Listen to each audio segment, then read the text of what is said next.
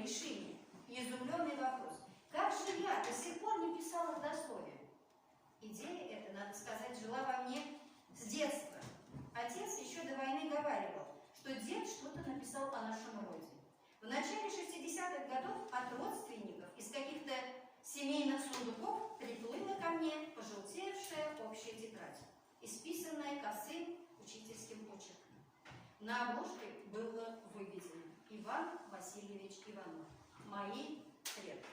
Это была та самая книга, которую дед, умиравший от туберкулеза, размножал от руки, целясь на 6 копий. Почему на 6 копий? 4 сынам и 2 дочкам. Я позвонил матери и 2 теткам. Те даже не удивились, пришли и сели рассказывать. Когда год спустя я закончил материнскую часть, я знал о моем отце столько, сколько вряд ли узнал бы, будь он жив. Следующие 4 года я разбирал и описывал его архив. Я окончил работу в 1976 году.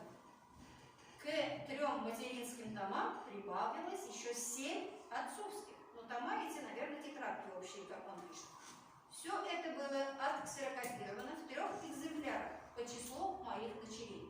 По ходу дела всплыли кое-какие исторические фигуры и соответствующие бумаги.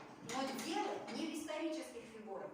Дело в передаваемом ощущении, что я положил камень в фундамент семейный, а значит народный, значит в мировой памяти. А камень лег, значит мою родословную будут продолжать мои дети.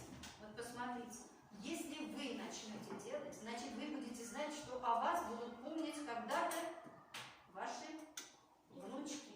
Да, ведь получается? Вот за 1000 лет, за 100 лет, за век, получается, живут 3 поколения. Какие 3 поколения? Дедушки, прабабушки, ваша семья, внуки.